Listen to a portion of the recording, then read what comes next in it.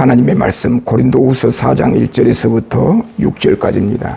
고린도후서 4장 1절에서부터 6절까지 말씀 중에 3절, 4절 제가 읽겠습니다. 만일 우리의 복음이 가리웠으면 망하는 자들에게 가리워진 것이라. 그 중에 이 세상의 신이 믿지 아니하는 자들의 마음을 혼미케 하여 그리스도의 영광의 복음의 광채가 비치지 못하게 함이니 그리스도는 하나님의 형상이니라. 아멘. 오늘 본문 말씀을 통해서 하나님의 영광을 아는 빛이라, 이런 제목의 말씀으로 함께 말씀을 묵상해 보기를 원합니다. 우리는 하나님의 말씀인 성경을 가지고 있습니다. 이 성경은 하나님의 특별 계시다.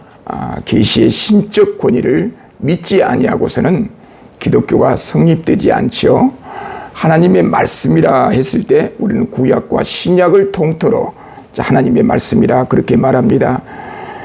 구약은 구언약이고 신약은 새 언약이라 그렇게 우리가 말하는데, 새 언약에 대한 신약의 근거는 구약이고 구약 성경은 신약을 목표로 하여 나아가고 있다는 것. 그러니까 신약과 구약을 통해서 우리는 하나님이 우리에게 무엇을 말씀하고 있는가를 확인해야 한다, 그런 의미가 되겠습니다.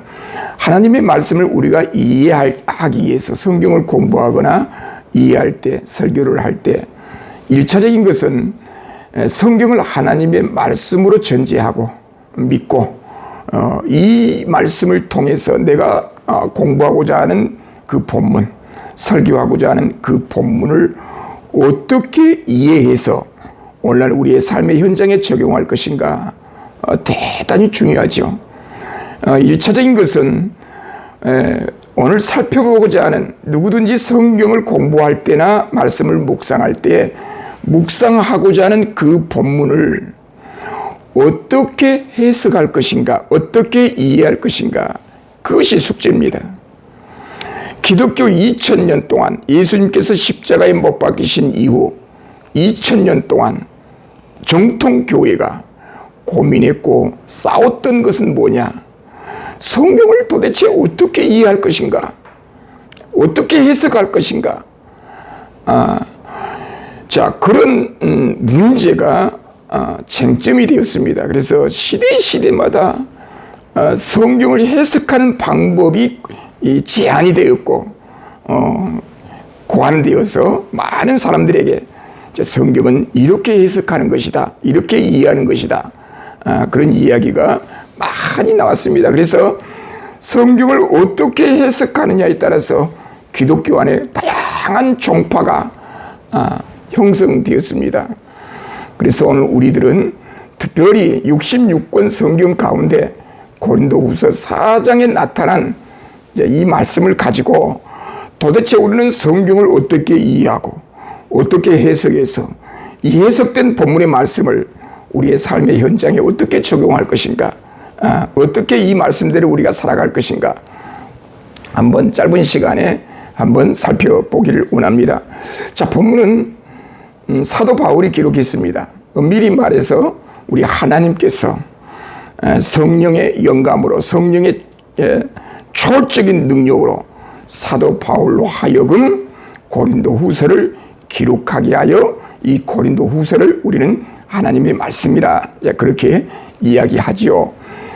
사도 바울은 예수님께서 직접 부르셨던, 살아생전에 직접 부르셨던 사도는 아니었습니다. 부활하신 이후에 바울을 불러서 제자로, 사도로 불러주셨죠. 사도 바울이 어느 지역에 가든지 하나님의 복음의 말씀을 증거했는데, 사도 바울이 여러 지역을 순회하면서 복음을 증거할 때 가장 먼저 찾는 곳이 회당입니다. 회당에는 당시 유대인들이 하나님 앞에 예배드리는 장소입니다.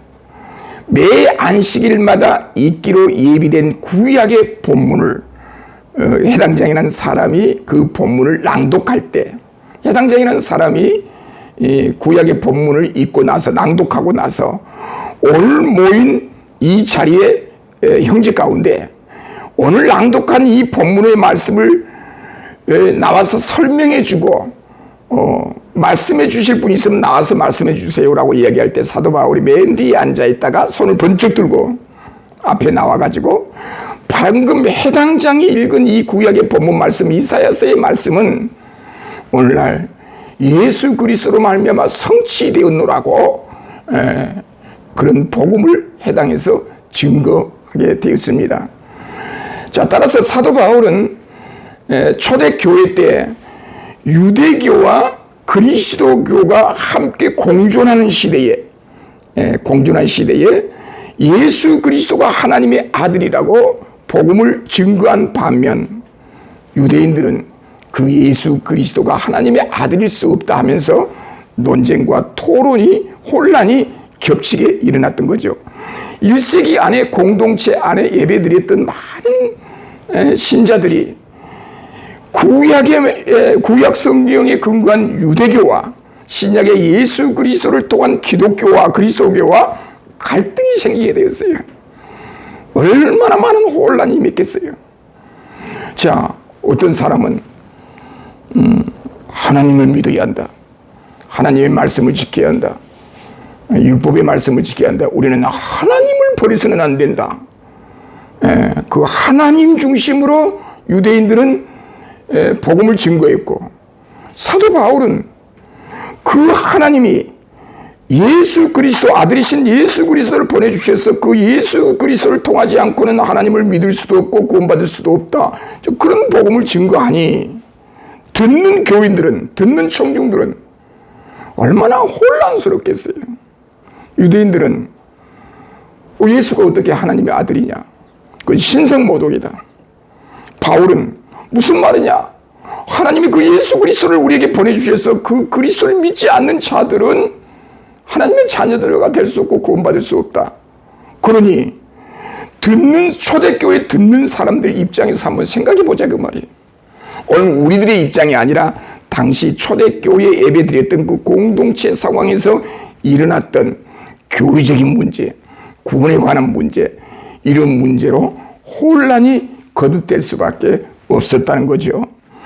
자, 줄기차게 사도 바울은 어느 지역에 가든지 그 하나님께서 아들이신 예수 그리스도의 십자가를 통해서 우리에게 구원을 주셨다.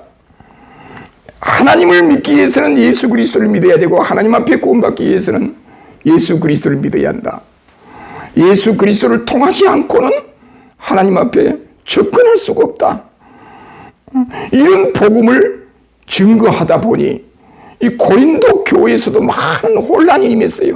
왜냐하면 고린도 지역 안에 그리스도교, 바울이 증거하는 그런 복음만을 믿고 사는 그리스도인들만 있는 지역이 아니고 유대인들, 예수님을 거부하는 유대인들이 믿는 유대교인들이 그 안에 유대 종교를 일정하게 형성하고 있었어요. 그래서 고린도 지역 안에 믿는 신앙의 주체, 신앙의 대상, 얼마나 많은 혼란이 임했겠어요. 한쪽에서는 하나님, 오로지 하나님만 믿어야 한다. 한쪽에서는 하나님을 믿는 길은 곧 예수 그리스도를 믿는 길이다. 예수는 하나님의 아들이다. 무슨 말이냐? 예수가 어떻게 하나님의 아들이냐? 아니다. 그런 토론과 논쟁이 있는 가운데서 사도 바울은 계속해서 자기가 주님께로부터 받은 계시를 전하는 것이죠. 예수 그리스도의 복음을 증거하는 것이죠. 그래서 고린도 후서에서 바울은 고린도 지역에 계속해서 예수 그리스도의 십자가 부활의 복음을 증거하고 있는데 오늘 본문 4장 1절에 이렇게 말합니다. 그러므로 우리가 이 직분을 받아. 자, 사도 바울은 그러므로 3장에서 언급한 내용을 받고 있죠. 3장에 했던 이야기들의 어떤 결론이죠. 그러므로라는 단어는 영광의 직분의 광채를 사도 바울이 받았어요. 예수 그리스도 복음을 통하여 하나님의 영광의 세계를 바라볼 수 있는 그런 복음의 일꾼으로서 사명을 감당하고 있어요. 바울은 그러므로 우리가 이 직분을 받아. 이 직분은 어떤 직분입니까? 예수 그리스도의 복음을 전하는 직분이죠.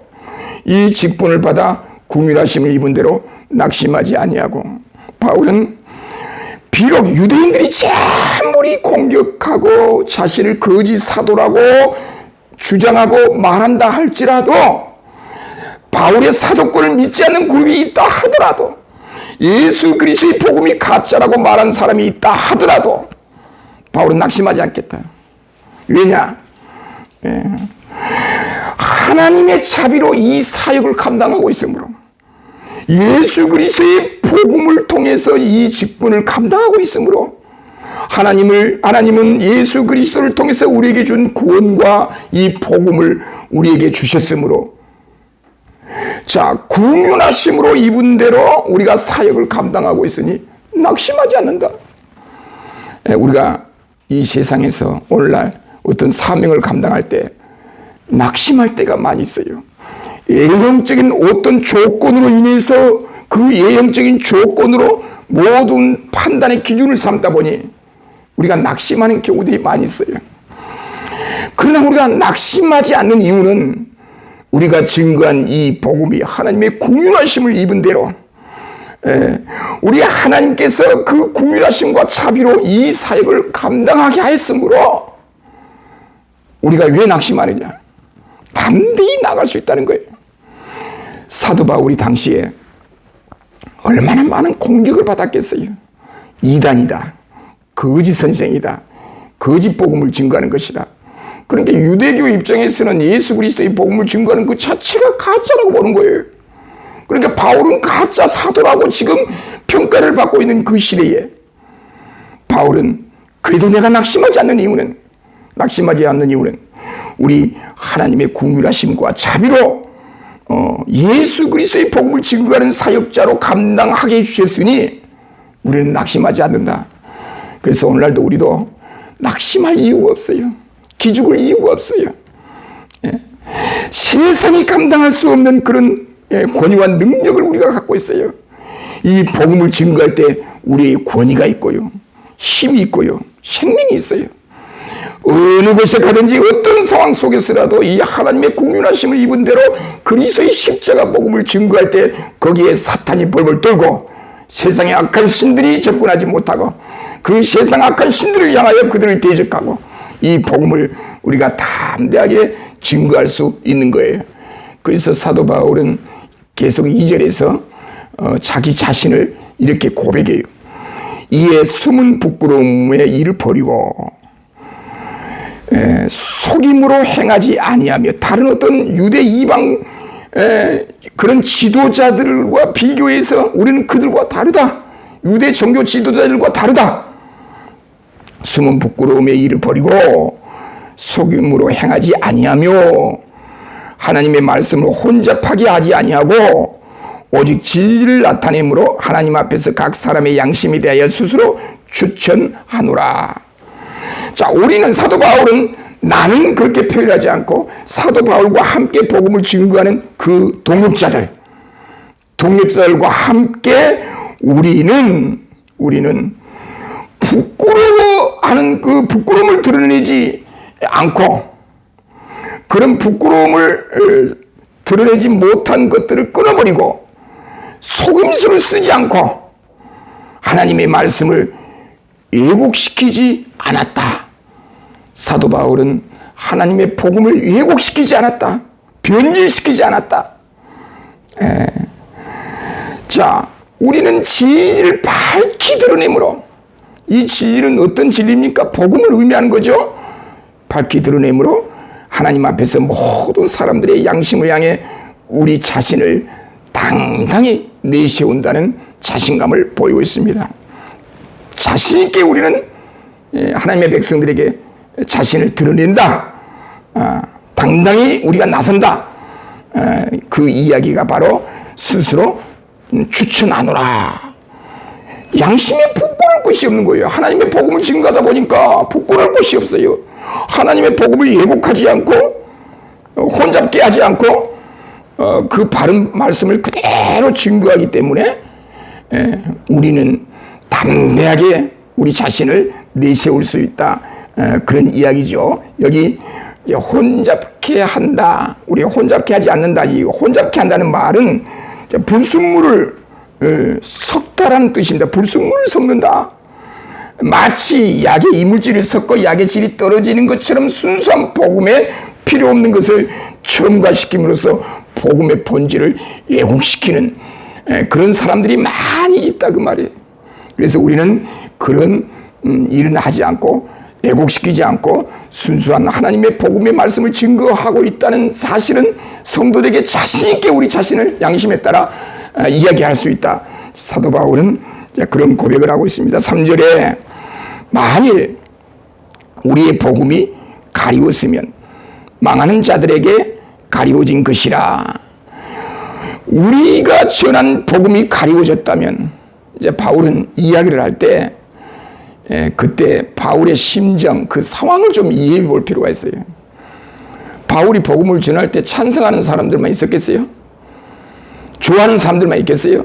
바울이 복음을 지으면 사도 바울 선생님 고맙습니다. 감사합니다. 그 복음을 나도 믿습니다. 얼마나 감사할지 모르겠습니다. 그런 사람들만 있는 것이 아니라 바울이 증거할 때 얼마나 많은 돌팔매질을 받았겠어요. 가짜다, 거짓이다, 이단이다. 바울이 전한 그 복음을 반대하는 사람들이 많이 있다 그 말이에요. 바울은 그걸 염두하고 있는 거예요. 바울이 그런 사람들의 이야기를 들을 때마다 낙심이 되겠죠. 낙심하지 않아요. 바울이 낙심하지 않고 뭐라냐면 만일 우리의 복음이 가리웠으면 많은 자들에게 가려졌을 뿐이다. 자, 하나님의 복음을 증거하면 두 가지 형태로 나타나죠.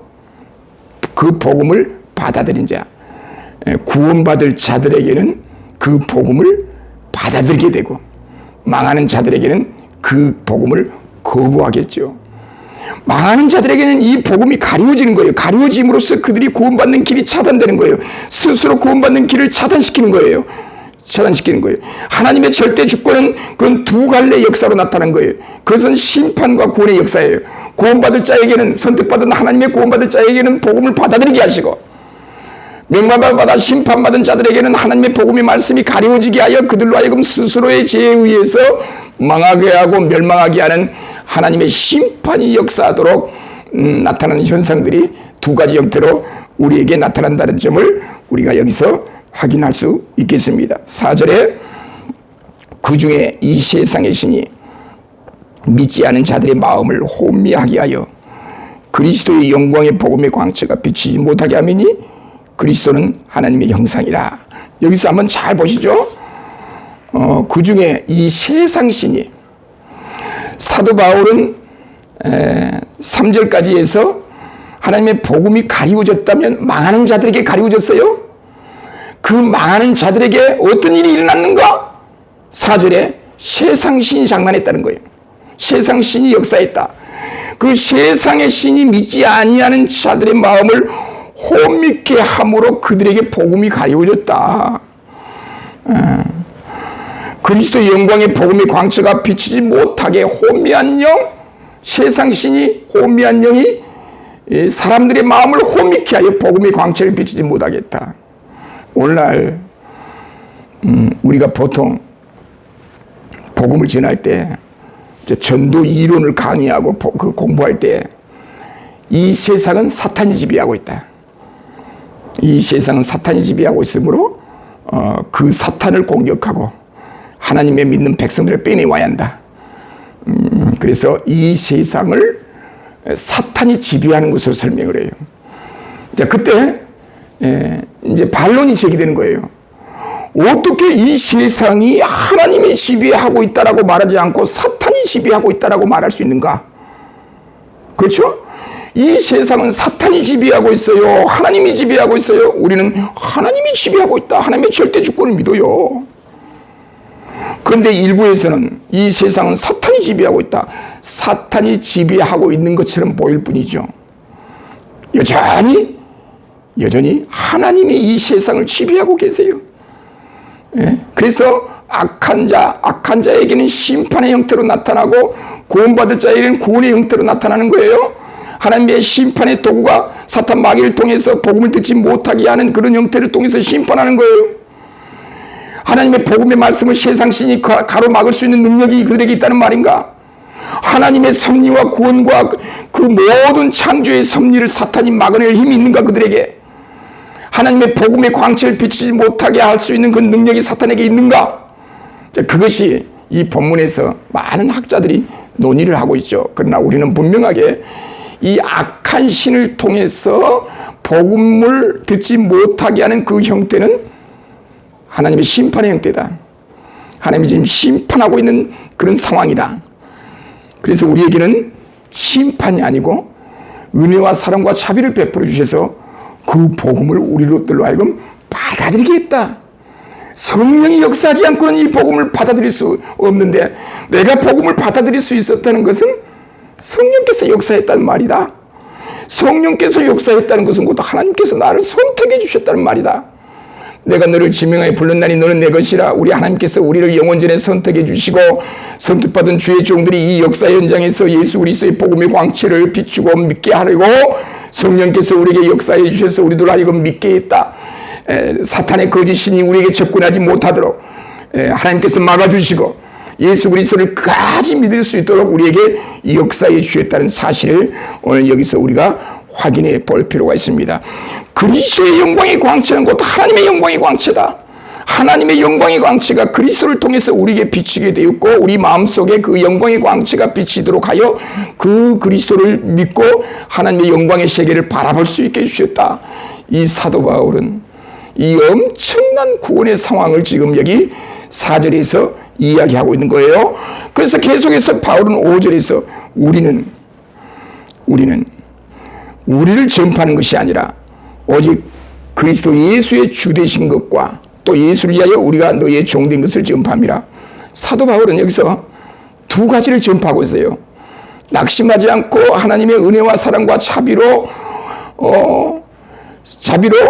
직분을 감당하고 있는 그 상황을 설명하는데, 어떤 직분을 감당하는가? 어떤 복음을 증거하고 있는가? 뭘 증거하고 있는가? 첫째, 오직 그리스도 예수의 주 되신 것을 전파하고 있다. 오직 그리스도 예수의 주 되신 것. 바울이 이 복음을 증거한 거예요. 예수 그리스도가 주님이시다. 우리의 구원자이시다. 당시 유대인들은 얼마나 반발이 심했겠어요. 이단의 개수라고 했겠죠. 그러나 바울은 그 낙심하지 않았어요. 그래도 너희가 이단의 개수라고 말할지라도 나는 오직 그리스도 예수의 주 되신 것을 증거하고 있다. 전파하고 있다. 두 번째, 그 복음을 위하여, 주 되신 그리스도의 복음을 위하여 내가 고린도교회 성도된 너희의 종된 것을 전파한다. 그래서 사도 바울은 항상 주 예수의 종된 종이라는 표현을 많이 쓰죠. 자기가 종이다. 고린도 교회의 종이다.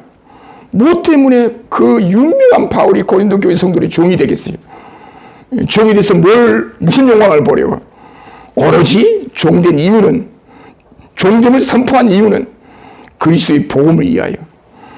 여기서 분명하게 사도 바울은 구체적으로 어떤 사회역을 지금 감당하고 있는가, 어떤 직분을 감당하고 있는가, 이런 직분을 위해서 사명을 감당할 때 아무리 많은 비난이 찾아온다 할지라도, 장애물이 찾아온다 할지라도, 고난이 찾아온다 할지라도 바울은 낙심하지 않았다는 거예요.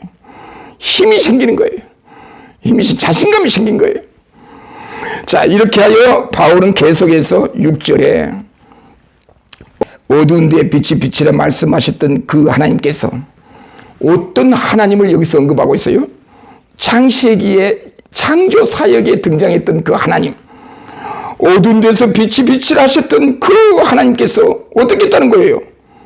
예수 그리스도의 얼굴에 있는 하나님의 영광에 아는 빛을 우리 마음에 비추셨느니라. 예수 그리스도의 얼굴에 있는 하나님의 영광, 예수 그리스도의 얼굴에 있는 하나님의 영광, 하나님께서 예수 그리스도를 통해 자신의 영광을 드러냈다는 거예요. 여기서 어렵게 생각할 거 없어요. 하나님의 영광을 예수 그리스도를 통해서 우리에게 보여줬다는 거예요. 나타내 주셨다는 거예요. 비치게 해줬다는 거예요. 그러니까 하나님의 영광의 광채를 알려면, 그 빛을 우리 것으로 하려면 예수 그리스도의 영광의 광채를, 예수 그리스도 얼굴에 나타난 하나님의 영광을 우리가 바라봅니다. 그래서 우리는 그리스도 중심으로 하나님의 영광을 세계를 봐야 한다는 말이 여기서 성립되죠. 하나님의 영광을 아는 빛을 우리 마음에 비추셨느니라. 우리 마음에 어떤 빛? 하나님의 영광의 빛. 그 영광의 빛을 누구를 통해서? 예수 그리스도를 통해서 우리 마음에 비췄다는 거예요. 구체적으로 우리 마음에 이 영광의 빛이 비치게 하기 위해서 누가 역사했어요? 성령께서 역사했어요. 자, 그렇게 하시면서 영광의 아는 빛을 우리 마음에 비추셨느니라. 영광의 광채를 통해서 하나님과 관계를 맺고 있는 자들에게는 오늘 여기 4절에 이 세상 신이 접근할 수 없다는 거예요. 세상 신의 똘마니가 누구예요? 사탄이죠. 사탄 마귀죠. 귀신이죠. 사탄 마귀 귀신 세상 신이 우리에게 접근할 수 없다는 거예요. 그래서 예수를 참 믿는 사람들은 이미 성령께서 그 사람을 지배 장악하고 있다는 말이고 하나님의 영광의 복음이 우리 안에 가득 차고 있다는 얘기예요.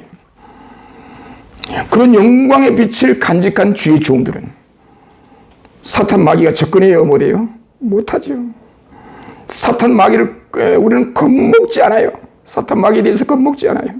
담대하게 그를 정지할 수가 있어요. 하나님 예수 그리스도의 복음의 광채의 능력으로 그들을 정지할 수가 있어요.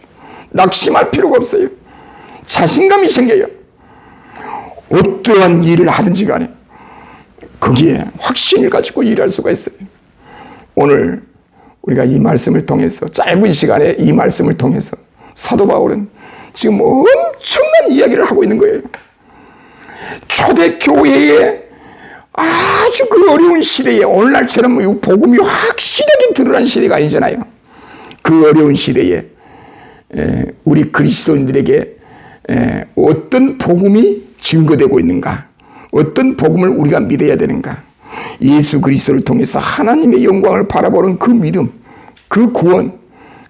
따라서 우리들은 이런 하나님의 긍휼하심과 은혜로 인해서 우리가 받은 이 사명 감당할 때 낙심하지 않는다는 거예요. 세상을 살아갈 때도 낙심하지 않는다는 거예요. 영접하는 자, 곧 주 예수 그리스도를 믿는 자들에게는 하나님의 자녀가 되는 권세를 얻게 하셨다. 하나님의 자녀된 권세.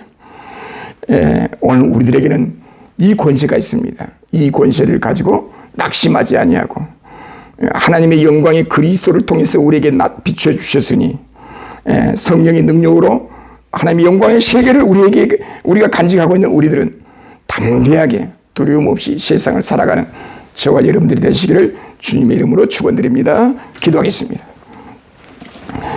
자비로우시며 전능하신 하나님, 오늘 말씀을 통하여 우리가 어떤 사명을 어떻게 감당해야 될 것인지를 말씀을 통하여 묵상했습니다. 만일 우리의 복음이 가리워 있다면 망한 자들에게 가리워져 있다는 사실을 묵상하면서 복음으로 열려있는 우리들에게는 하나님께서 성령을 통하여 하나님의 자녀된 권세를 허락해 주신 줄로 믿사오니 이 사명 끝까지 감당하며 낙심하지 않고 사명을 감당할 때 주께서 저희 모든 주의 종들에게 삶을 지켜주시고 현장을 지켜 보호하여 주옵소서. 감사드리옵고 예수님의 이름으로 기도드리옵나이다. 아멘.